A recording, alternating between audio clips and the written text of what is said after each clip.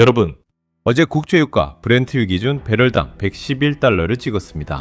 올해 초만 해도 70달러 하던 기름값이 두 달 만에 60% 가까이 뛴 겁니다. 세계연행이 어제 긴급 보고서를 내놨는데요. 2026년 에너지 가격이 평균 24% 폭등할 거라고 경고했습니다.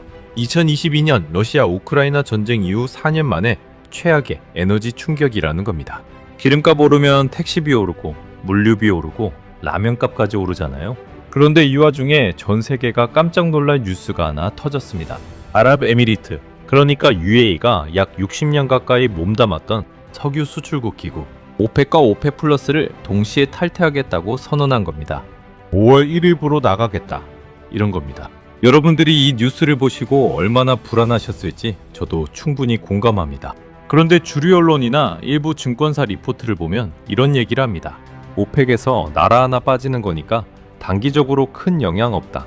지금 호르무즈 해협이 막혀 있어서 어차피 기름이 안 나오고 있으니까 당장은 별 의미 없다, 이런 논조거든요. 실제로 골드만삭스 같은 외국계 투자은행들도 단기 영향은 제한적이라는 리포트를 내놨고 한국경제신문도 비슷한 분석을 했습니다. 그런데 이상하지 않습니까? 정말 별일 아니면 왜 BBC가 이 소식을 톱뉴스로 다루고 로이터와 CNN이 긴급 속보로 내보냈겠습니까? 왜 AP통신이 오펙의 세 번째 큰 산유국을 잃는 것이라고 표현했겠습니까? MST 파이낸셜의 에너지 리서치 총괄인 사울 카보닉이라는 분석가는 이 사건을 두고 대놓고 이렇게 말했습니다.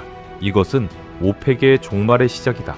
이 한마디가 지금 전 세계 에너지 시장을 뒤흔들고 있는 겁니다. 근데 여러분, 여기서 진짜 이상한 점이 하나 더 있습니다. UAE가 오펙을 탈퇴하는 날이 5월 1일인데 공교롭게도 한국과 UAE의 자유무역 협정인 세파가 발효되는 날도 5월 1일입니다. 같은 날이에요. 이게 과연 우연일까요? 제가 오늘 이 영상에서 이걸 제대로 풀어드리겠습니다. 왜 UAE가 60년 만에 오펙을 때려치웠는지, 이게 단순한 기름값 문제가 아니라 한국 경제, 여러분의 지갑, 주유소 기름값, 심지어 아시아 원유 시장의 판도까지 전부 연결되는 거대한 퍼즐인지를 낱낱이 풀어드리겠습니다. 끝까지 보시면 이 흐름이 하나로 연결되는 게 보이실 겁니다. 자, 먼저 왜 UAE가 나갔는지부터 봐야 됩니다. 일부 전문가들은 이렇게 말합니다. UAE가 사우디아라비아랑 사이가 안 좋아져서 감정적으로 나간 거 아니냐. 단순한 형제 싸움이다, 이런 식으로 가볍게 치부하는 분들이 있거든요. 그런데 여러분, 숫자를 보면 이게 절대 감정 싸움이 아닙니다. UAE의 국영 석유회사 아드녹이 공식 발표한 하루 원유 생산 능력은 485만 배럴이고 올해 안에 500만 배럴까지 끌어올리겠다는 게 목표입니다.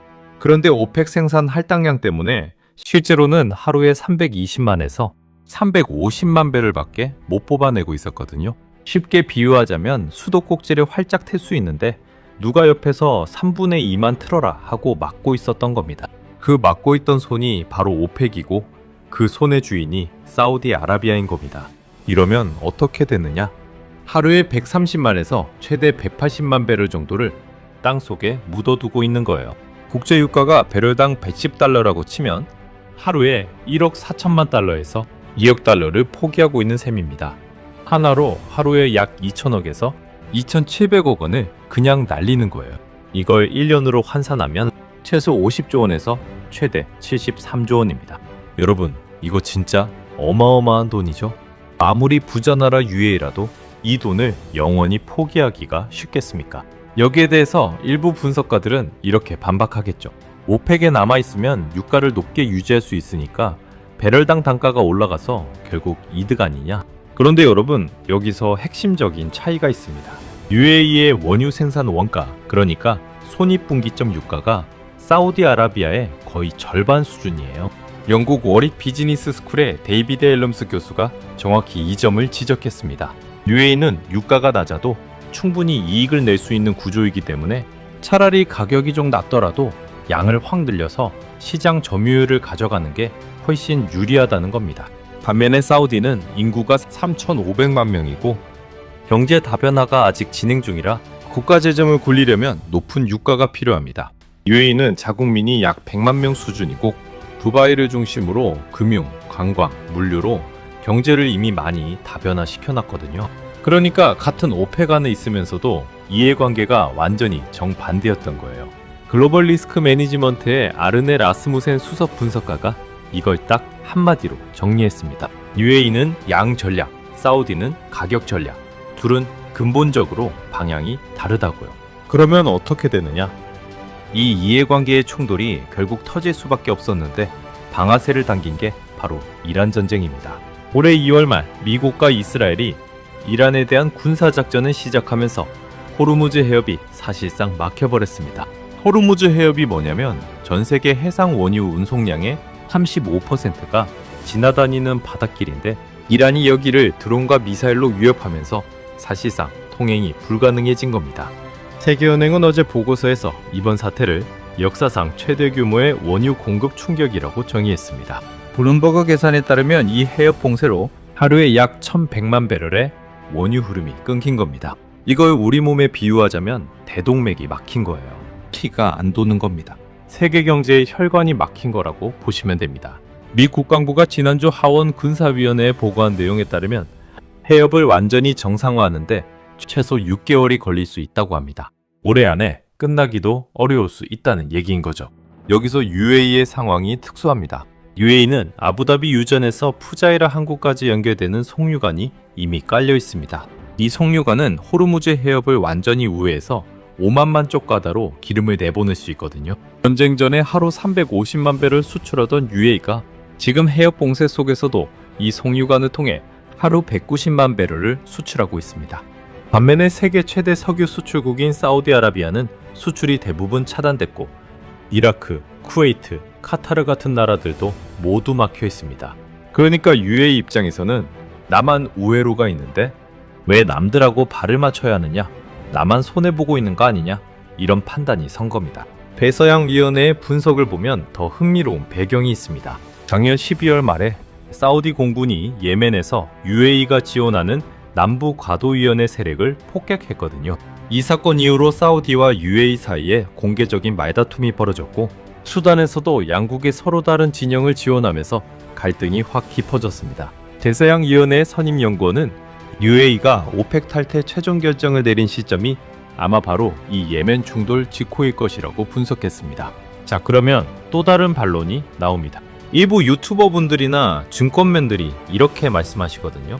과거에도 카타르가 2019년에 빠졌고 앙골라가 2024년에 빠졌고 에콰도르도 2020년에 나갔는데 오펙 안 망했잖아. 이번에도 별일 없을 거다.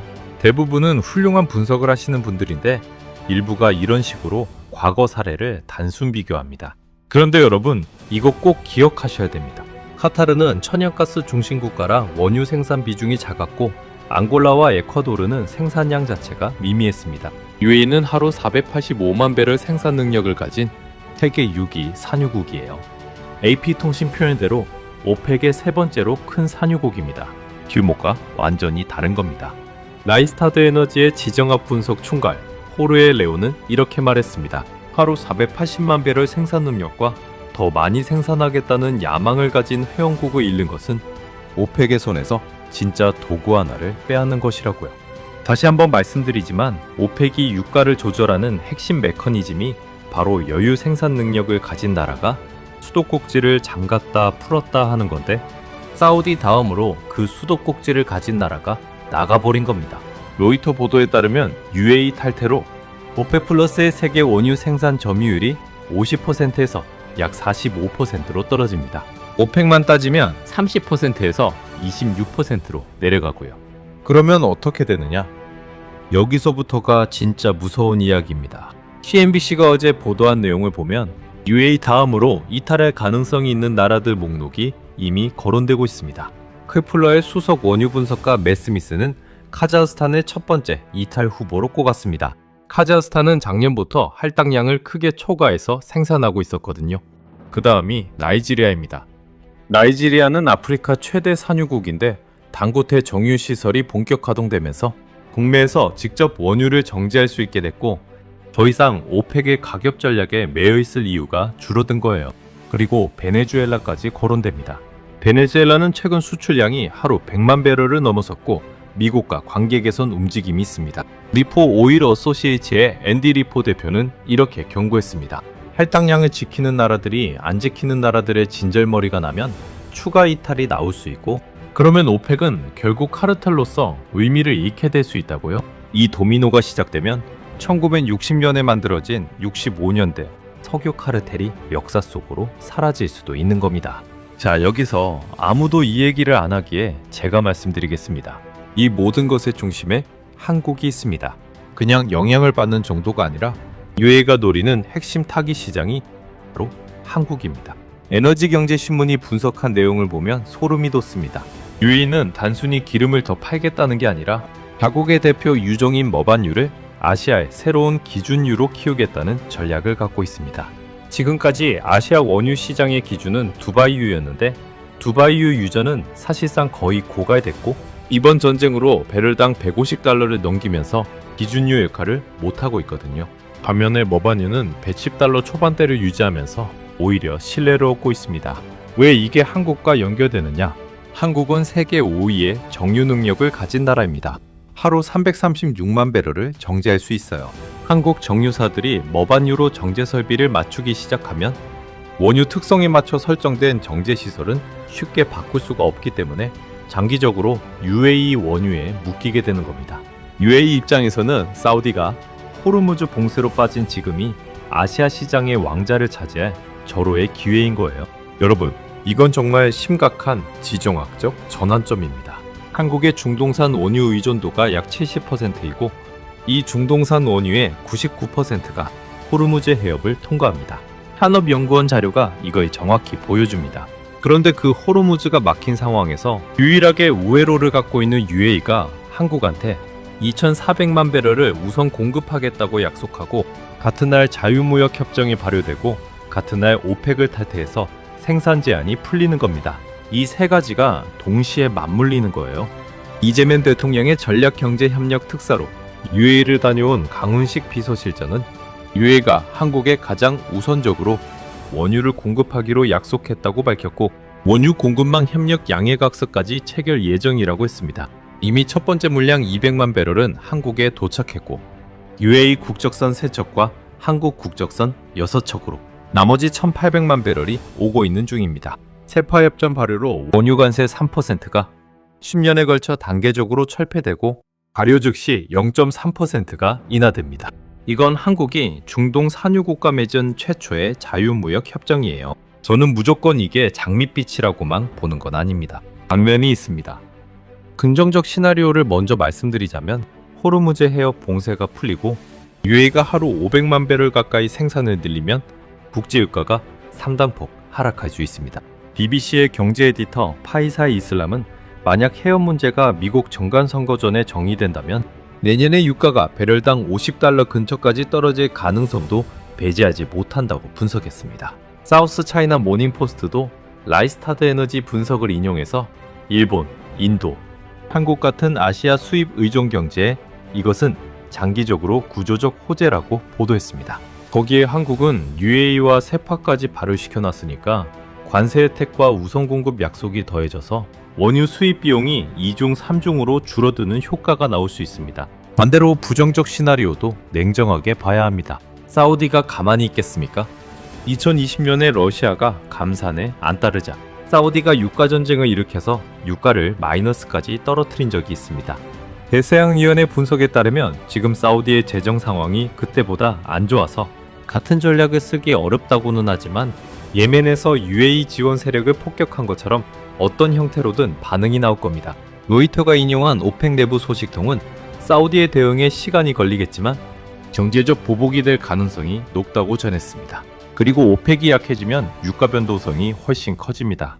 라피단 에너지 그룹의 반 맥넬리 대표는 오펙의 규율이 약해지면 유가 변동성이 증폭될 것이라고 경고했습니다. 세계은행도 어제 보고서에서 브렌트유가 올해 평균 86달러를 전망하면서도 전쟁이 장기화되면 115달러까지 갈 수 있다고 경고했거든요. 변동성이 크다는 건 기름값이 갑자기 확 오르기도 하고 확 내리기도 한다는 뜻이고, 이건 기업 경영이나 가게 살림의 불확실성을 키우는 겁니다. 또 하나, UAE 원유에 지나치게 의존하면 사우디에 대한 의존을 UAE 의존으로 바꾸는 것에 불과하다는 지적도 있습니다. 다만 호르무즈 해협 정상화 시점이 불투명하고 이란 전쟁 종전 전망도 아직 안개 속이기 때문에 이 두 가지 핵심 리스크가 완전히 거치기 전까지는 안심할 수 없는 상황입니다. 여러분들이 직접 한번 판단해 보십시오. 단기적으로 당장 유리한 건 아니지만 중장기적으로 한국의 에너지 안보에 이 사건이 어떤 의미를 갖는지를요. 여러분, 세상이 요동치고 있습니다. 기름값이 뛰고 물가가 오르고 중동에서는 전쟁이 계속되고 있습니다. 이럴 때일수록 차분하게 큰 그림을 봐야 합니다. 마음을 다스리시고 공포에 휘둘리지 마시고 데이터와 흐름을 보면서 차근차근 준비해 나가시길 바랍니다. 오늘 영상을 보시면서 여러분은 어떻게 생각하셨는지 궁금합니다. UAE, 오페 탈퇴가 결국 한국한테 약이 될지 독이 될지, 그리고 머반유 시대가 정말 올 거라고 보시는지 댓글로 여러분의 의견을 남겨주시면 좋겠습니다. 이런 복잡한 국제 정세를 여러분의 지갑과 연결해서 풀어드리는 분석이 도움이 되셨다면 좋아요 한번 눌러주시고요. 앞으로도 이런 핵심 분석 놓치지 않으시려면 구독도 부탁드립니다. 지금까지 영상 시청해주셔서 감사합니다.